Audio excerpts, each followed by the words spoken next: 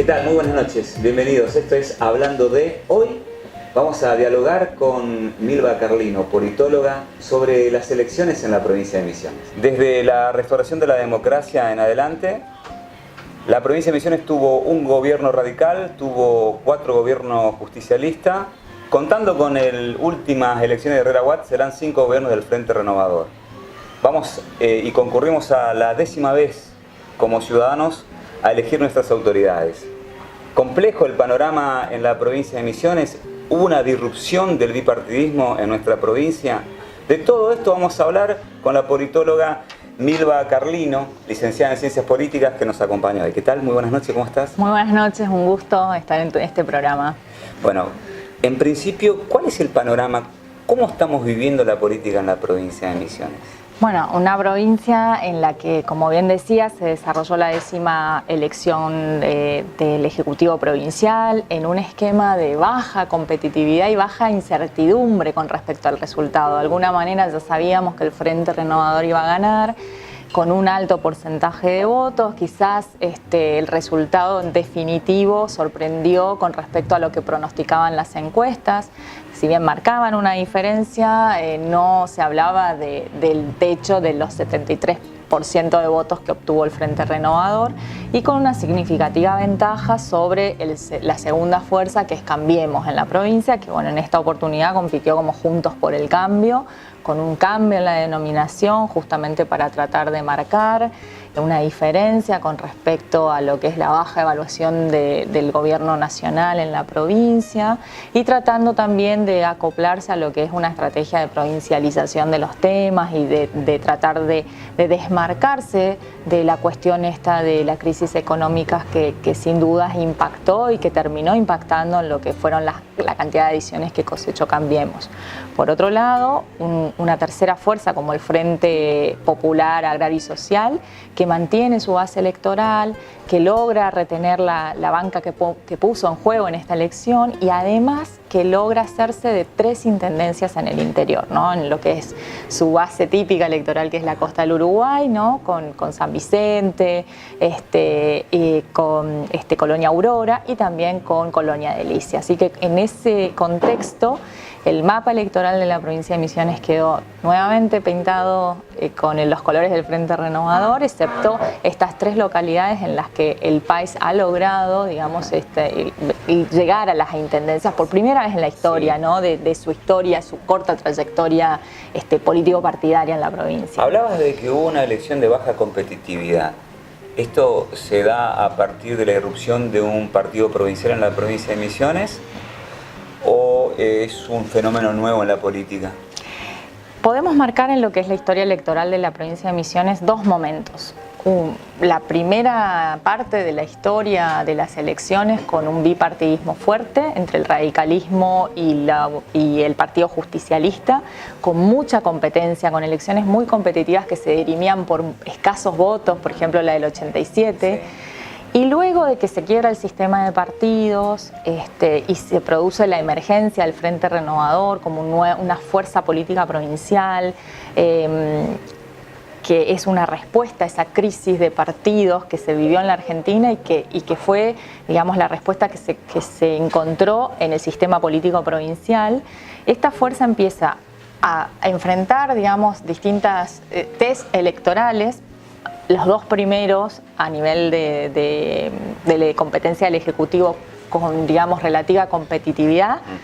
El primero de ellos frente al PJ y el segundo frente al como contrincante o contendiente al Frente para la Victoria en el 2007, y a partir sí de las elecciones del 2011 en adelante empieza a darse esta característica de competencia en un contexto de sistema de partidos hegemónico.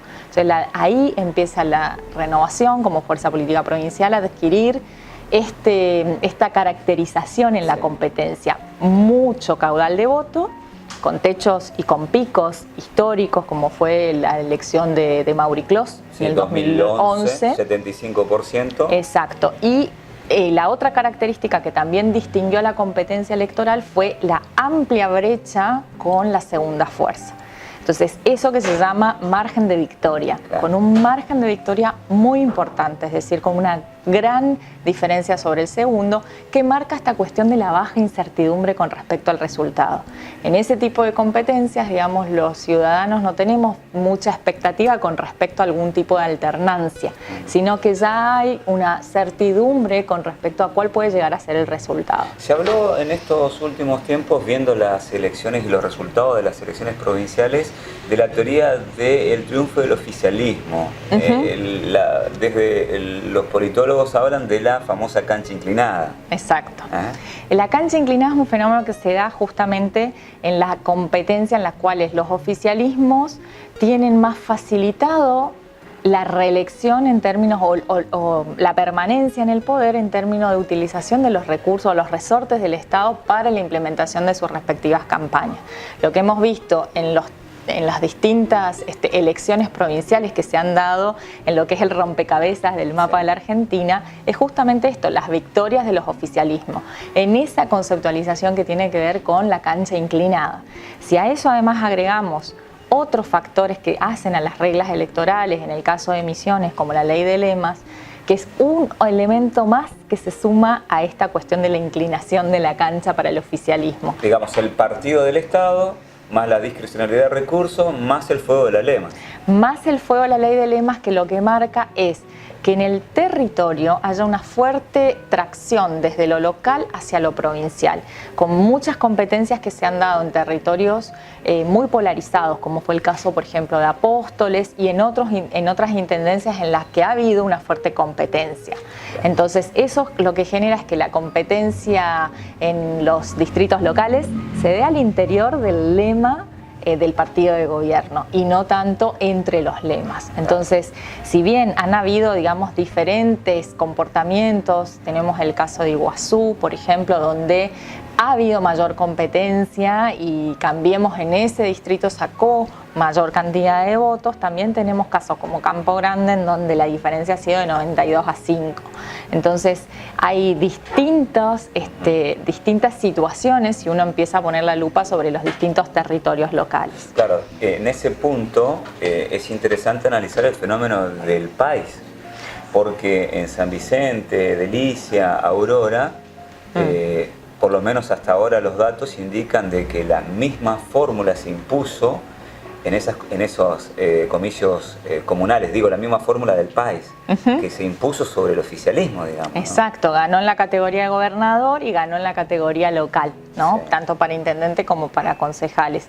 Entonces, esos son datos que también muestran esta cuestión de cómo opera la ley de lemas en esas competencias locales, ¿no? Entonces, es importante ver, digamos, cómo quizás también en el caso de San Vicente es otro caso testigo en el cual, gracias a la ley de lemas y por las candidaturas que presentó el país, también haciendo uso de esas reglas electorales, logra vencer a lo que fue el candidato del Frente Renovador, el actual intendente. Hay que tomar también en cuenta que, por ejemplo, el tema de la ley de lemas, por un lado, blanquea las internas de los espacios políticos, ¿sí? Porque es así, transfiere esa interna a la sociedad. Exacto. Y por el otro lado también distorsiona los votos. Exacto, por eso se habla del doble voto simultáneo o también acumulativo, como le llaman, ¿no? Porque el ciudadano tiene en la elección la oportunidad de dirimir una interna al interior de un espacio y a su vez votar a ese mismo espacio. O sea, es una acumulación de votos que se da entre cada una de las candidaturas que presenta cada uno de los partidos a la ciudadanía. Entonces, por eso también tiene la potencialidad de que quizás en esa sumatoria de votos se alce con un poder ejecutivo local alguien que de origen no tenga la mayor cantidad de adhesiones en forma individual. Sí, pero Sin embargo, en la sumatoria de los sublemas y de los totales de los sublemas, eso genera que esa sumatoria resulte, digamos, vencedora frente a quizás una mayor legitimidad de origen que pueda llegar a tener un solo candidato. Al pasar hablamos de la hegemonía de partidos, no es un dato menor para analizarlo, ¿no?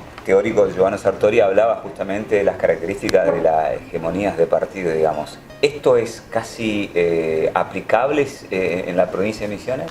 Sí, sin desde duda. el marco teórico. Desde el punto de vista teórico, hablamos de una caracterización de un sistema de partidos hegemónico, ¿no? Donde, digamos, que se caracteriza por esto, por la hegemonía en la concentración del poder, por haber ganado una serie de cantidad de elecciones y además también por cómo operan los partidos que compiten, ¿no? En algunos casos como satélites de ese mismo espacio de poder. Si nosotros también empezamos a analizar más en profundidad los comportamientos en términos de acompañamientos o no, en casos de leyes fundamentales, o si queremos tomar como testimonio el caso de la elección del presidente de la Cámara de Diputados, también puede empezar a darnos pistas acerca de cómo funcionan esos partidos opositores, como satélites o como opositores reales, ¿no? Pero, digamos, se alimenta de que hay un partido, pero a la vez tiene adversarios, pero muy débiles. Muy débiles y, digamos, con pocas posibilidades, muy desfavorecidos en términos de competencia, ¿no? Muy desfavorecidos en todo este contexto de que hablábamos, de cancha inclinada a favor de los oficialismos, de un contexto de hegemonía. Ya esa competencia está desfavorecida para lo que son las opciones de la oposición. Ajá. Hablamos de la respuesta de la actual, digamos, situación política de la provincia de Misiones, digo, a la crisis que hubo en el 2001, digamos, la emergente fue un partido provincial. Exactamente. ¿Sí? Hoy, ¿cómo operan a nivel nacional? ¿Cómo se puede analizar el tamiz a nivel nacional de las estructuras partidarias? Porque hablamos de justicialismo, pero el justicialismo en distintas provincias puede ir con una alianza con otros partidos. Exactamente. O frentes. Y los comportamientos, digamos, desde el 2001 que se rompe el sistema de partidos a nivel nacional, lo que se han sucedido son fenómenos de territorialización, es decir, en cada provincia, en cada circunscripción, esos partidos tradicionales empezaron a tener formatos diferentes y a dar respuestas distintas o configuraciones distintas en cada uno de esos territorios. Entonces, en algunos casos se han atomizado en distintas facciones, en otros casos han habido surgimiento de fuerzas provinciales, como es el caso de Misiones, en otros... La consolidación del movimiento neuquino. Pero ya fue antes del sistema, sí, ¿no? Es un partido provincial, como dice una de las politólogas que analiza este fenómeno en Neuquén, que es María Esperanza Casullo, que viene estudiando la provincia, es el partido provincial más exitoso de la Argentina, en el caso del movimiento popular neuquino, ¿sí? Desde el 62, si mal no recuerdo. Entonces, hay cuestiones, digamos, hay configuraciones diferentes en los distintos territorios y ese tamiz va adquiriendo distintos tipos de alineamiento para lo que es la competencia nacional. Entonces, eso genera que la coordinación estratégica entre los territorios y la nación sea difícil de lograr, pero que se pone a prueba, digamos, al momento en que el engranaje es necesario, digamos, ajustar para poder competir de cara a las elecciones nacionales. Hubo escenario en el cual los gobiernos decidieron el desdoblamiento de las elecciones. Sí. En ese marco gana el oficialismo, ganó en corriente el oficialismo que responde a nivel nacional a Cambiemos. Se cree que Jujuy va a ganar el actual gobernador, que responde también a Cambiemos. En esa, digamos, se cumple esa teoría. Pasada a las elecciones provinciales, el elector, ¿cuál es el estudio, si es que hay algún análisis, si el elector modifica su criterio de voto y ya resuelto la provincia, analiza otro contexto? Sí, en realidad hay estudios que indican justamente que hay superado, digamos, lo que es la discusión o el debate provincial o digamos, la tensión entre la distribución de fuerzas a nivel provincial. Se empiezan a poner en juego estas cuestiones nacionales e inclusive han habido distintos comportamientos entre lo que puede ser lo local o lo provincial y lo que es lo nacional, porque también lo nacional tiene otras reglas de juego. Nosotros a nivel nacional hablamos de que tenemos obligatoriamente que atravesar unas PASO, ¿sí? Unas primarias abiertas simultáneas obligatorias, luego la elección general. Esas primarias ya operan como una gran encuesta, claro, que de alguna manera nos dan un test de cómo están los apoyos, las adhesiones que cada una de esas fuerzas tiene. Que después hay que ver si se revalida. Exactamente, después hay que ver que se revalida. Y ordenan la oferta electoral, ordena, sí. Porque también en función de, sobre todo de los partidos más pequeños, sí, que generalmente al exigir un umbral, esos partidos que no alcanzan ese umbral ya no pasan a la general. Entonces, de alguna manera también va despejando y va limpiando el tema de las opciones que pueden llegar a tener los electores. Entonces, ahí hay también otro aprendizaje. Hemos aprendido con las PASO. Al principio no las entendíamos muy bien. Creo que el 2015 fue clave para entender cómo funciona, cómo opera, y luego que atravesamos por primera vez en la historia electoral de la Argentina un balotaje, ¿no? Porque gracias a ese balotaje es que llega Mauricio Macri al poder. Entonces eso también va generando, fíjate que la mentalidad del elector en un balotaje es absolutamente diferente de lo que puede ser en una primera vuelta. En una primera vuelta uno elige por la opción que quiere. El balotaje, ya la decisión del elector pasa por cuál es el que menos me gusta y no cuál es el que más quiero que llegue. Entonces, en función de esas dos opciones, decido. O sea, si prima más el que no quiero que llegue, ¿sí? Y no tanto al que sí acompañaría con mi voto. Entonces, en función de eso, la mente del elector se posiciona de otra manera para definir un escenario de un balotaje. Milo, muchísimas gracias. Gracias a ustedes. Nosotros nos encontramos aquí nuevamente en Hablando de...